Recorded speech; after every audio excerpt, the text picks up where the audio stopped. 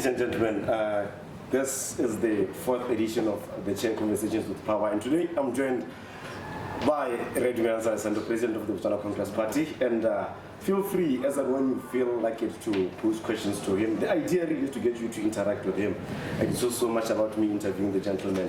And do get him close so you're able to appreciate everything that you're going to be saying here, and do feel free to get drinks. The idea is to have a very relaxed environment so you can actually discuss some of the challenges that you're having. Do not think of this too much as a TV interview. Think of it more as a laid-back engagement between a leader and the led. So welcome to the Chair Conversations with Power. Welcome, Saleshando. Thank you very much for inviting me. Yeah. Saleshando, I think we have to jump straight into it. I was in Bubono when you had a conference, and I do believe you put an almost definite timeline to a decision on UDC. You said by mid-August. August is ending. Where are we now insofar as BCP, UDC, and the BMT problem? Well, maybe it's correct to say that the delegates at the conference set a tight deadline, a specific deadline, for the leadership to have acted on issues that were troubling the UDC. Yes. And I think you'd also recall that at the time there had been some protracted process of trying to get the UDC constitution registered.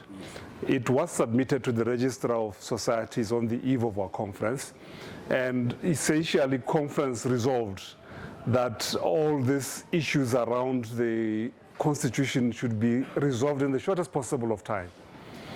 As you know, the Register of Societies has come back to us, has not acted on our request, which essentially was to effect changes to an already registered UDC constitution.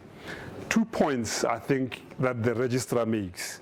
The first one being that political parties are not the space of the Register of Societies, in one part.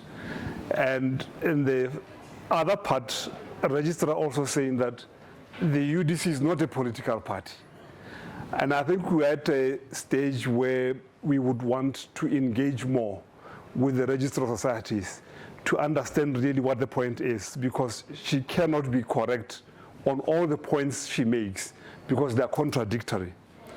But it's important for us to engage and get answers before we also proceed to elevate the issues to higher leadership structures, such as the Botswana Congress Party Central Committee, as well as the general membership. I think what is critical is for us to reflect on that resolution when we have all the full facts on the table. Yes.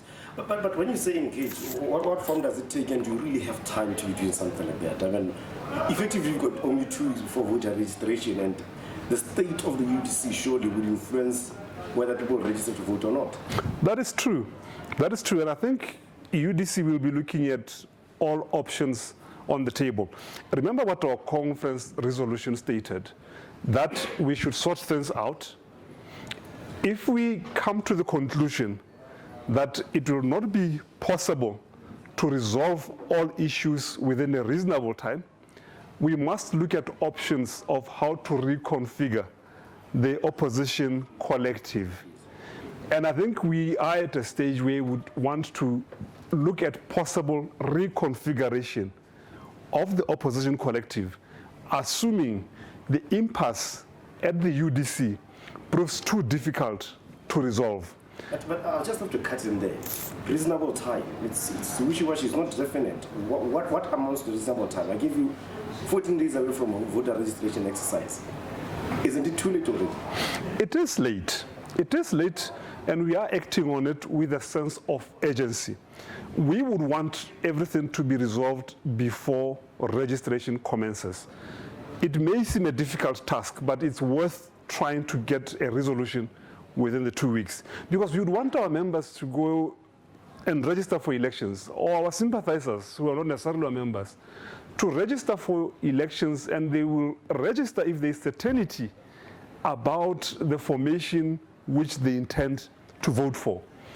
At the moment, there's a lot of uncertainty, there is a lot of instability, there's a lot of confusion, admittedly.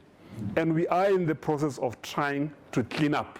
And I trust that in the near future, we'll make some public pronouncements about steps that we have taken to try and clean up. Why should an unaffiliated voter think of UDC at this point in time? They appear to be in a mess. Why should I, as an independent voter, as an unaffiliated voter, take UDC seriously? Look, every organization will have its own challenges. We may have hit the rough patch at the wrong time, in the sense that we're getting towards voter registration. But I think the UDC, with time, will also prove itself if we come out of this period solid in terms of the ideas we stand for. And I think it is when we present alternatives to the BDP policies that we will become attractive to an unaffiliated voter.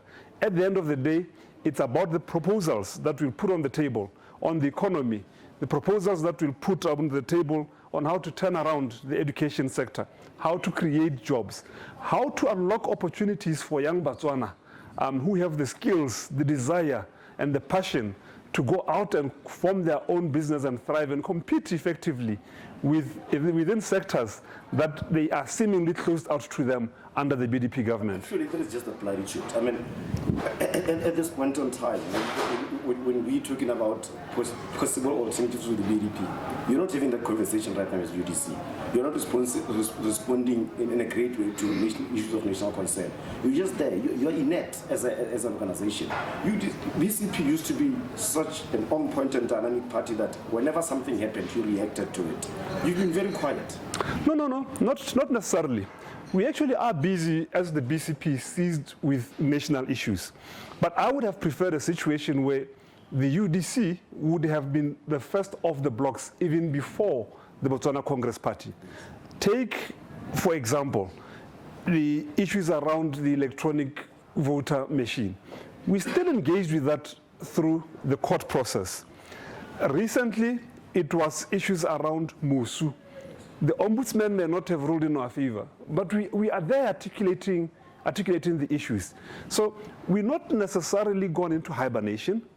We are now part of a bigger collective, but within our own space, we're still committed to this type of politics that Botswana are accustomed to. And going forward, I am sure there will be much more to talk about as the BCP that we'll be doing, hopefully in conjunction with the UDC, if not under a reconfigured opposition collective. And that is something we ought to be moving into now, reconfigured opposition. What does that mean? It's simple. We as the BCP are of the view that the starting point ought to be that you identify the critical players within the opposition, those around which the voters are mainly concentrated around. There's no doubt about it. The biggest political party in this country, single political party, is the Botswana Democratic Party, followed by the BNF and the Botswana Congress Party. And I say this with the utmost humility, with no intention of belittling anyone who is making a contribution to the opposition collective. But we are looking for a reconfiguration that will, at the minimum, have the BNF and the BCP in one corner, plus any other opposition formation that would be committed to presenting a viable, stable opposition voice, different from what we are seeing currently in the UDC, assuming it is not fixed. And we are engaging our colleagues in the Botswana National Front about this cleanup and looking also at the possible reconfiguration. But what does that mean? This reconfiguration that you're talking about, does it mean BCP stays within the UDC, or does it mean BCP pulls out of the UDC and then talks to individual party members? I just think you need to clarify that a bit. It's early days. It's early days, and I think as the leadership, all we are saying is that we are alive to the realities around the UDC. We are alive to the reality that it may need to be reconfigured. We are also alive to the possibility that it may need to be replaced by a new formation that will attract the confidence of Botswana. But we are not going to be over prescriptive at the moment. It's always got to be bottom-up approach. Accord the general membership, present an opportunity for the public to also have a contribution in saying that what we are really looking for is A, B, C, and D, and then we work on how to put it together. That still sounds, again, I use this word wishy-washy. You're not really coming out and saying a reconfigured opposition will win 1, 2, 3. You're saying you still have to consult, you still have to talk to the membership, you still have to look at the different options. Why can't you just make up your mind that UDC is unworkable at this point in time? Take out BCP, BNF gets out of the UDC, and then you form a coalition and you move forward and you start campaigning for 2019. Well, easier said than done. What makes it difficult? Political parties in their nature, you have stakeholders that ought to take the final. It's not about the chief executive of a corporate body deciding today that I'm closing this division and we are setting up a new one, and you've consulted the 3 shareholders and they've sat around the boardroom and taken a decision. Political parties in nature require that you reach out to the membership. Those are your board members, in essence. And you're talking about the thousands of people in the length and breadth of this country. But having said that, I'm still alive, and so are my colleagues, to the reality that we have to move with speed. We are holding meetings on how this could be done. We have not yet exhausted all opportunities of fixing the UDC. That call has not been made yet, that the UDC cannot be fixed. And for as long as we haven't made that call, we have an obligation to try and salvage what can be salvaged of the UDC. What needs to be fixed at the UDC? What will get UDC right? Well, look, we know what the issues have been. There's a member of the UDC who essentially objects to key decisions that were made during the times when the UDC was in talks with the BCP about possible long-term cooperation. Issues have arisen as to were the talks really between BCP and UDC, or was it between BCP and 3 other formations? We thought, I'm clear in my mind that we agreed it was between ourselves and the UDC. I'm also clear in my mind that it was always the understanding of all the other parties when we started that the final decision makers shall be the leader of the BCP, be myself, and the leader of the UDC being Redu Maboko. And it was on that basis that we signed off the UDC constitution and sent it off to the Register of Societies. But as you know, there were objections to that. So really, it's issues of possibly internal power plays. When you have a new member in any organization, and remember, in the last elections, the UDC of the 3 parties attracted 30% of the popular vote. We're now talking a BCP that everyone knows it commands 20% of the popular vote as at the last elections, a single party. It was bound to happen that there will be some insecurities amongst those who are within the existing coalition. They needed to guard against the possibility of someone who may displease them coming. It's natural, but it's possibly been taken too far by the players at the moment, because they now threaten to scuttle everything unless if only their voice is listened to. But I'm hoping that in the attempt to clean up, there will be reasonable conduct. If not, and I want to emphasize this, if not, if we come to the firm conclusion before voter registration commences that it cannot be fixed, bold decisions will have to be taken, because it's about preparing a machine that can face the BDP and not a machine that will face itself into self-destruction as is happening currently. But my question stands, what would it take to fix UDC? What it would take, in my view, is for the existing leaders of all the parties to respect decisions that have been made. We can't be forever a negotiating room, talking about, no, I think I should be allowed this. I'm not happy with this clause that was agreed to by Congress. I don't think we should have a Congress. I think this squabbles, which in my view are lacking in sincerity and substance, and are really more about repositioning yourself for the voting day results. if colleagues could calm down and accept that they have in the BCP a partner who adds tremendous value, and not necessarily try and place roadblocks in front of the BCP and make it difficult for them to enter, we would have a very well-functioning machine that can take on the BDP any day. So who gets to do that? Who gets to appeal to your comrades to exercise, that sort of? It's a collective leadership can you effort. The processes that will get BMD to come on board. Let's not just call them colleagues or comrades. We know it's the BMD. It is the BMD, yes. So let us deal specifically with that. How do you get the BMD to come to the party? The leadership of the other parties that were still within the UDC before the entry of the BCP have a responsibility to make the point firmly. The membership of the BMD, I don't think that they're necessarily excited about some of the things that are happening. I think a rational, reasonable, average BMD supporter would want to see a much stronger UDC, even if the BMD does not necessarily command or have the stake that the leadership seems to be yearning for. Because remember, part of the problem for the BMD is not only the entry of the BCP, it's also that they've gone through a split. They've been weakened.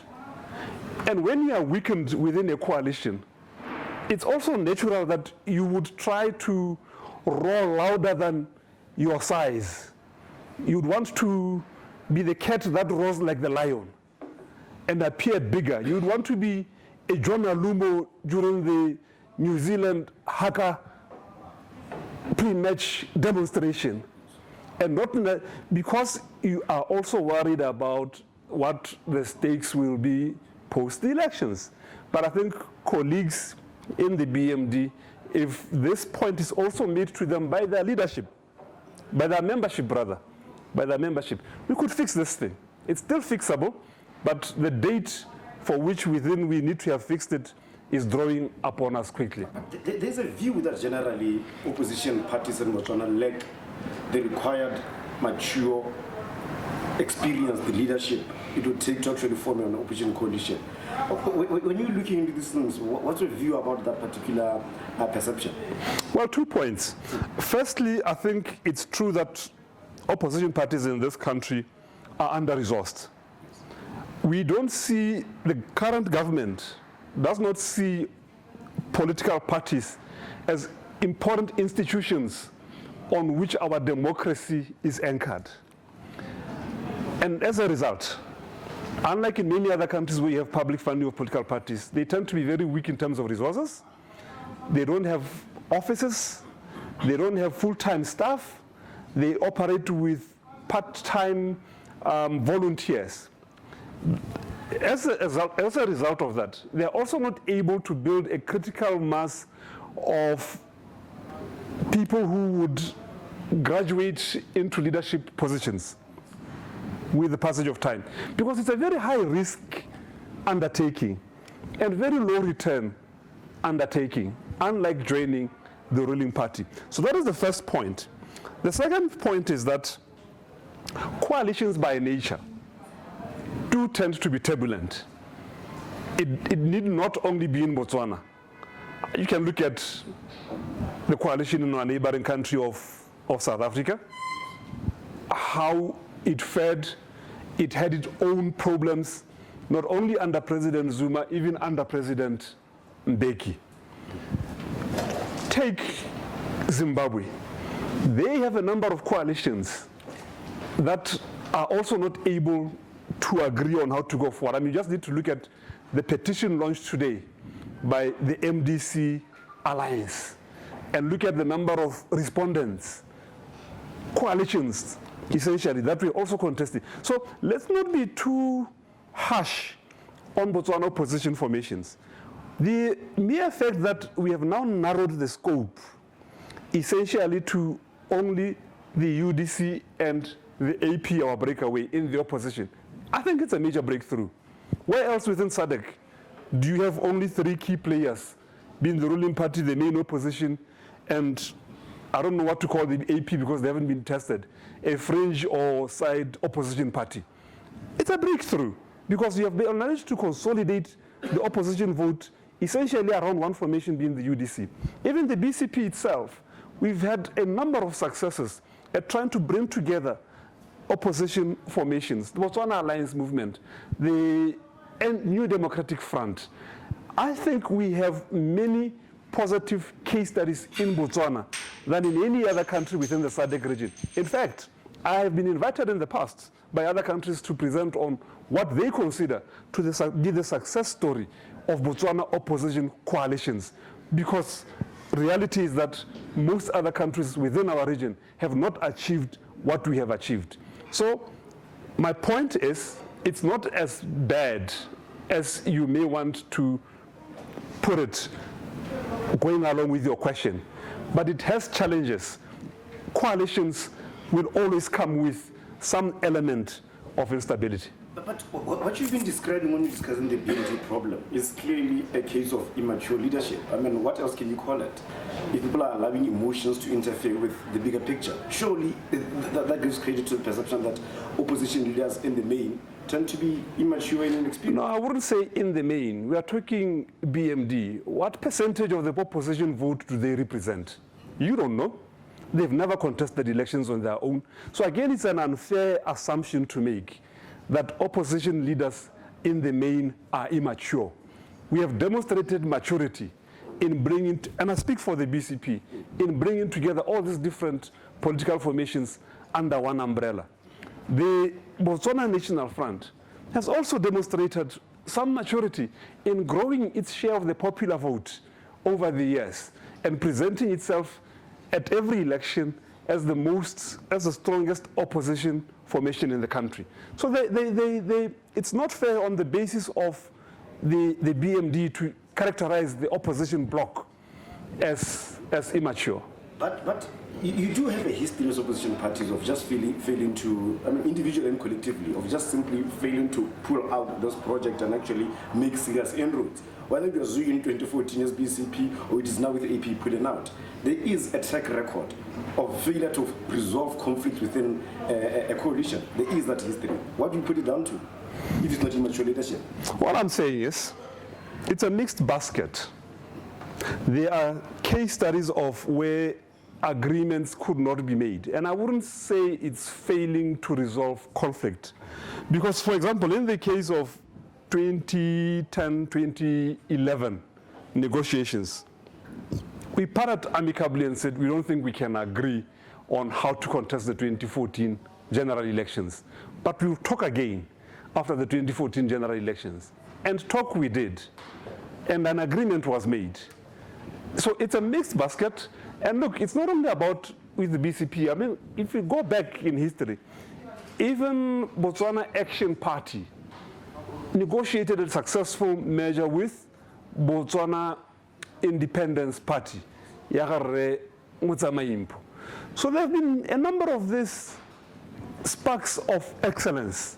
And there have been also some cases of failed opportunities for the opposition. So it is a mixed bag. I tend to be more optimistic and say the glass is half full rather than half empty. But as leaders, how do you interact? Do you have other platforms other than the normal meetings where probably Repilane, yourself, Reboko, and Remola PC meet? Or do you have other informal sort of structures that could assist in terms of conflict resolution and disagreements and that sort of thing? No, at the moment we don't. But in the past, you recall that civil society sometimes does come to the party to try and assist, to understand where the disagreements are, narrow them down and propose solutions. And part of the reconfiguration may actually mean calling on independent, non-active players to help think through this process. You know, there's a basis for me asking this because, I mean, we can beat about the bush again on this particular thing. There was a linked conversation that involved leaders that showed you and Replan having a go at each other. Is that normally how you interact as leaders of this coalition? Well, look, every relationship has a heated moment. Yes. I'm sure you've had those with your wife. Yes. The fact that it could possibly be leaked would not mean that you have a dysfunctional marriage or that marriage is inherently a bad institution. It only means that there comes a time in any relationship where the temperatures may rise, but they will subside. And you try and be rational in going forward. But it can't be as simple as that. I mean, you're basically implying that Reboko somehow favors Repilan. And do you hold that, or were you just losing your temper, as you said, because there were a few problems in leadership? I don't want to go into discussing a leaked conversation, especially a conversation that took place in private.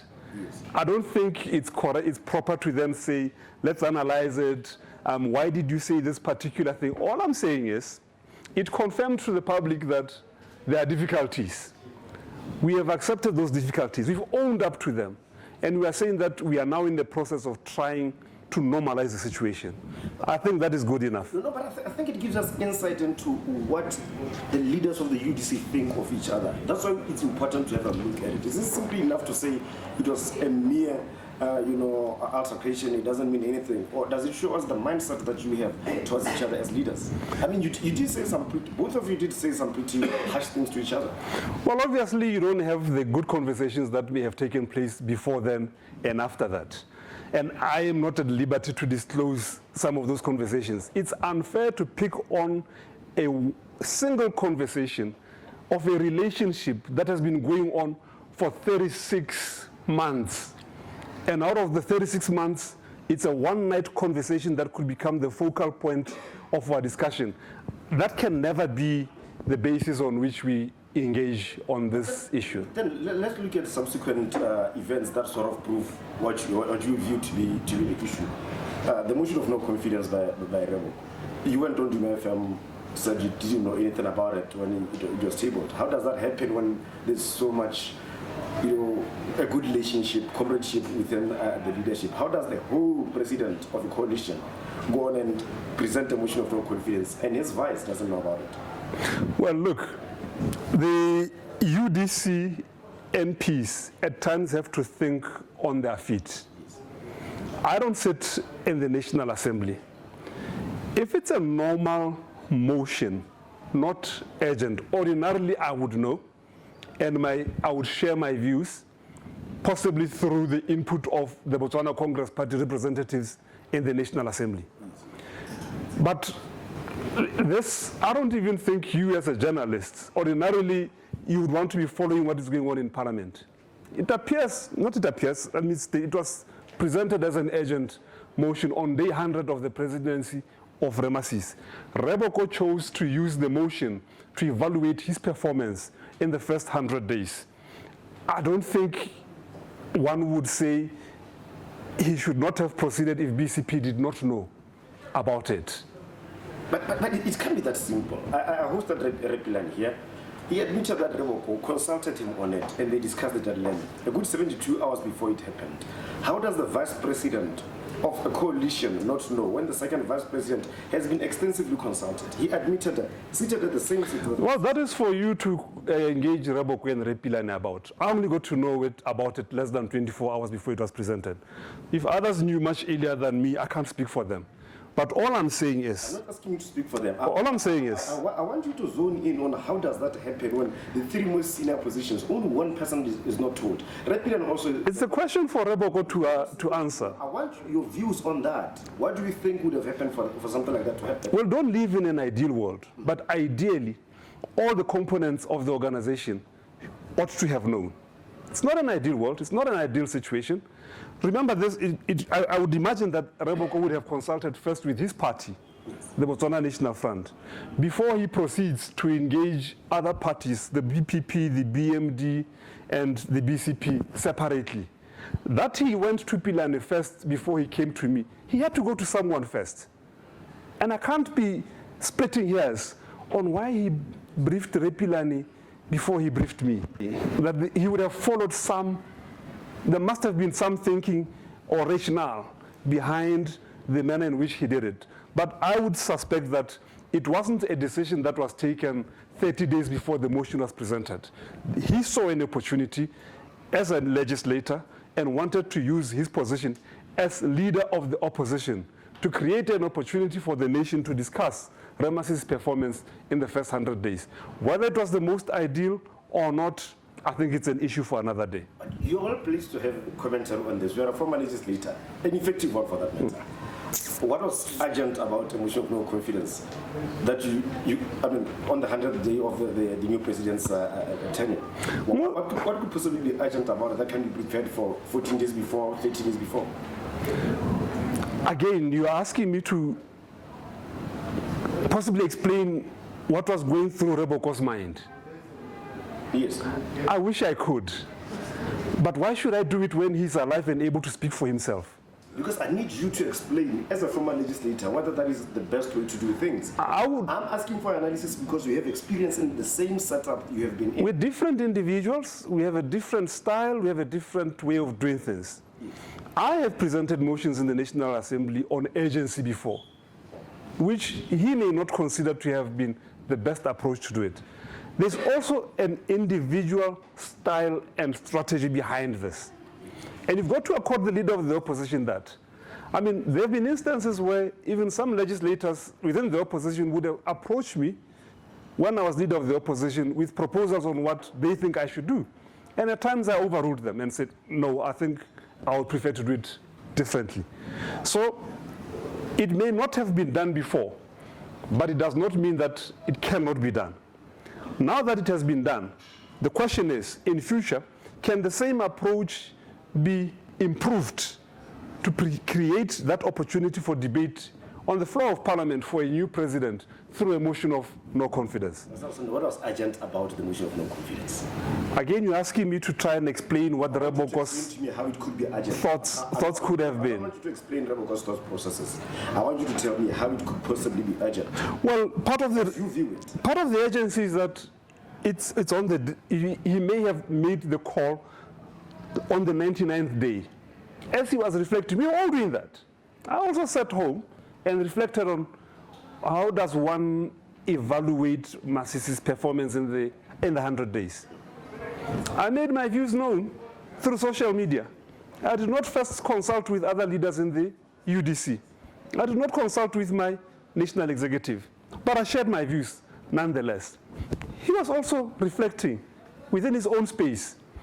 He has access to platforms that I don't have, and he chose to use the position of leader of opposition in Parliament to critically examine the performance of Ramasisi's first 100 days.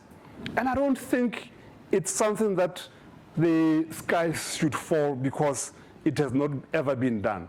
It was bound to be done at some point by someone, and Reboko chose that approach.